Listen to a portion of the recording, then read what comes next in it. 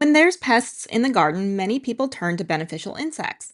And ideally, they would just show up on their own to gardens. However, if you have a severe pest problem, there may not be enough of them to handle the situation, or there might not be enough plants to attract larger populations of them to actually help.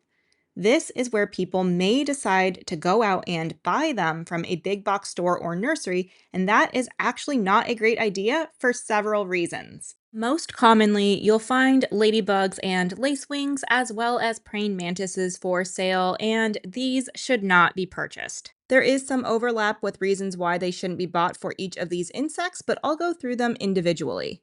For ladybugs, they are harvested in the wild, and that could reduce native populations from areas that need them. Wild caught ladybugs can also carry diseases that can harm other native species. Asian lady beetles are a common alternative sold in stores, but they are invasive and can outcompete native ladybugs. The larvae of ladybugs are more voracious eaters and wouldn't be able to fly away at the larval stage, but stores don't often carry the larvae, just mature ladybugs, which are likely to fly away shortly after releasing them, making it a waste of money. For lacewings, the main downside is that it's often a waste of money. Like ladybugs, they are most effective in their larval stage, but some places may only sell adults. But even if you do find larvae or eggs in stores, they may not be healthy or viable, or, depending on how long ago the store got them, they may have already hatched before you could take them home. If you do find some eggs, they are usually attached to a card to make it easier for them to be put in your problem areas to hatch because their eggs are so tiny. However, having them all in one place like that makes it easier for other insects, like ants for example, to actually prey on them and eat them before they even get a chance to hatch.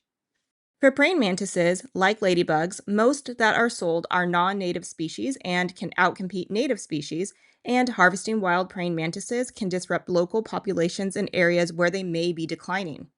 And while I'll always welcome a praying mantis in my garden, they are generalists and they might end up eating your other beneficial insects, not just pests. So I personally don't think it's a great idea to introduce more into your garden than what will naturally show up. Ladybugs and lacewings tend to really enjoy plants like dill, fennel, cilantro, yarrow, cosmos, sunflowers, calendula, sweet alyssum, and agastache, just to name a few options. So try growing some of these if you aren't already to see if you can attract more ladybugs and lacewings to your garden naturally. While growing plants they like takes a little bit of time and effort and isn't an immediate solution to a huge pest infestation, getting in the habit of creating an enticing habitat for the ladybugs and lacewings for future growing seasons is a better idea than purchasing them or praying mantises and potentially creating a larger issue in your ecosystem or simply just wasting your money.